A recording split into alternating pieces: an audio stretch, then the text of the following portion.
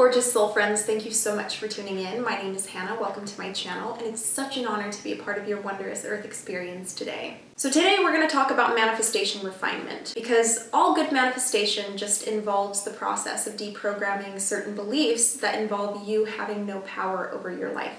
And these beliefs can become concentrated in different areas of life depending on the person. So some people have a lot of self-deprecating beliefs around love. They have a hard time receiving love. They don't feel worthy of love. They may have a hard time keeping relationships. They may have a hard time finding people who commit to them.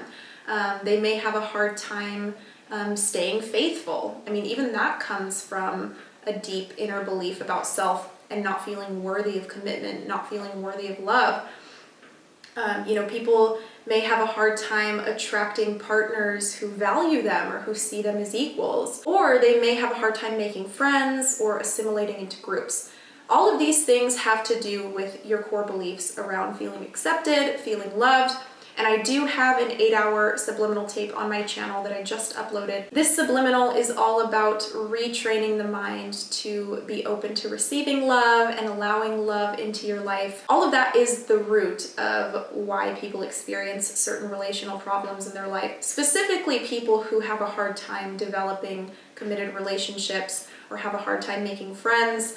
And really deepening their relationships. For others, it's their self-deprecating beliefs around financial security. So maybe they have a hard time keeping jobs, maybe they have a hard time getting their business off the ground or making money.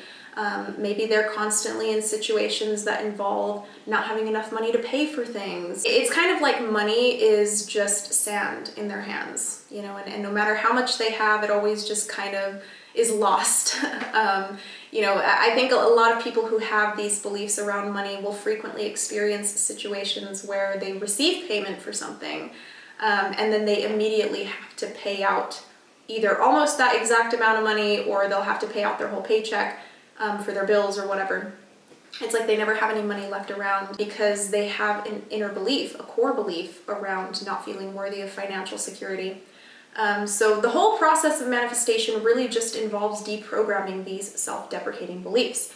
And a lot of these beliefs are constructed due to our upbringing, due to societal programming. I do have a video that I'm going to be uploading here soon about societal programming and how that has an effect on our manifestation ability. And these beliefs can pertain to anything. Any experience that you deem undesirable is likely rooted in one of these self-deprecating beliefs. And that belief and that feeling of unworthiness is creating the undesirable experience. When the self-concept isn't secure, it can make one experience what feels like resistance. Things like manifesting the opposite, or certain undesirable experiences coming up, certain things manifesting in a way that is alternative to what you're affirming. Also, getting results and not keeping them is a form of this resistance. Oftentimes, the subconscious has been marinating in these self-deprecating beliefs for decades. And honestly, over the course of lifetimes, for many people, they have these self-deprecating beliefs that are creating these repeated experiences of trauma. I think it's really important to recognize that resistance just means that it's working. Like if you're new to this work, you have beliefs that have been sitting for a long time. All right, so it's completely normal that sometimes your subconscious is going to fight back. It's going to show a little bit of resistance, but that just means it's working. It means that the new beliefs are impressing, and you just got to keep up with it. Okay, you've just got to continue listening to the tapes, or you've got to continue affirming to yourself. Personally, I think affirmations are the key, but for some people, visualization works better. For some people, it's just the feeling of knowing that works better. You'll find what works for you. This is an art form, it's a practice. This is our personal modality of creation, and it's going to be different for everyone. I really recommend nightly subliminal tapes, nightly affirmation tapes, because it's easy. You just go to sleep and you listen for 8 hours, and that affirmation is just repeated for 8 hours on the loop. And I think it impresses a lot better than just like a 3-minute tape or a 30-second tape.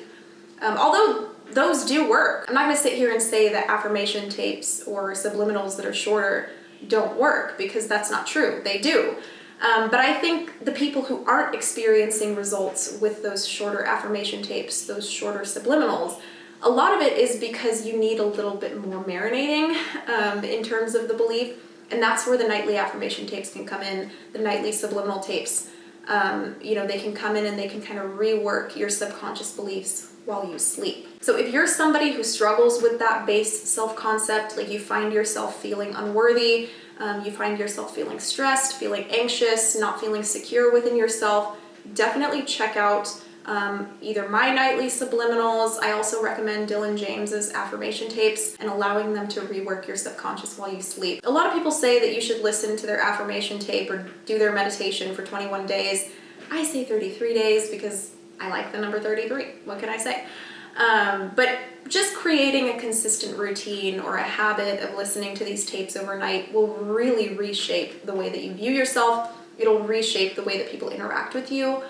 It'll completely reshape your reality, and it'll happen right under your nose. And there's a lot of techniques that also incorporate this habit as well. 55 by 5, 369 method, all of that stuff just boils down to affirmations. That's the reason why those techniques work. It just takes that fundamental aspect of affirmation and turns it into a technique. It's not these techniques that are doing anything, they're just reaffirming a belief by you writing it down 55 times or 369 or whatever you like to do.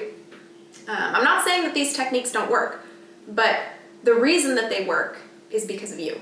Okay, the reason that they work is because they're just going back to that fundamental reworking of the beliefs through affirmation. Manifestation is miraculous and mundane at the same time. All right, this is something that, as magical as it is, it's happening every single day. It's happening in every single moment, okay, whether we're aware of it or not. Manifestation is always going to unfold in the way that is most organic and natural to you. Okay, it's going to seem very normal and mundane while it's happening. Oftentimes, it's not going to be until you look back on the manifestation and see it unfold in your past, then you finally see where the dominoes fell. But in the moment, you often don't even notice it. That's how organic and natural it is. So it's important to not focus too hard on the details. Don't focus on the when, where, how, and why, or any of those questions. Just know, keep affirming to yourself, and just keep that belief.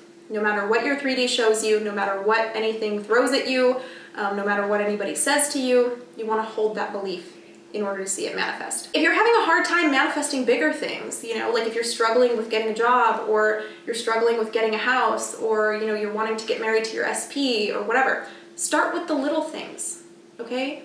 Start with things like parking or traffic. Know that you are the god of that parking spot at your work. You know what I mean? I have an affirmation where I tell myself I'm the god of parking, and I always get parking. It's crazy. I always get the best parking spots. I think starting with the little things can be a really great habit because it's chipping away at all of those false beliefs and building up your confidence. And your confidence is really what's going to get you the manifestation. Confidence is key. Okay, persistence is key, confidence is key. As your confidence grows, your ability to materialize pinpoint desired experiences will also increase. So it truly is a steady process of deprogramming. Deprogramming is a lot like target practice, okay? It's just shooting at the goal, shooting at the target as many times as possible until you hit the target. So you keep affirming, you keep believing, you keep persisting until you hit the target, until you see that manifestation unfold. And sometimes even after you see the experience unfold, because going back to what I was saying, sometimes your subconscious mind will produce resistance in these moments, and some people lose their manifestation after getting it. It'll fall through. But you can continue to affirm and you can continue to persist with these new beliefs until you feel that they're cemented within your being. And you'll know, because you know yourself better than me, you know yourself better than any other manifestation teacher out there. And then you're able to kind of let up and let go of the reins and allow for life to be a little bit more in the flow, because you have that confidence and you have that trust, which is what continues to manifest down the line. So it's all just a process of deprogramming, guys. That's really it for today. That's all I wanted to talk about today. I hope you guys have a wonderful rest of your day. I am offering manifestation coaching on my website. I'm also doing spiritual entrepreneurship coaching. So if you're wanting to start your own business around spirituality or around healing or whatever it may be, check out my website down below. But I'll see you later. Take care and have a beautiful rest of your day. Bye-bye.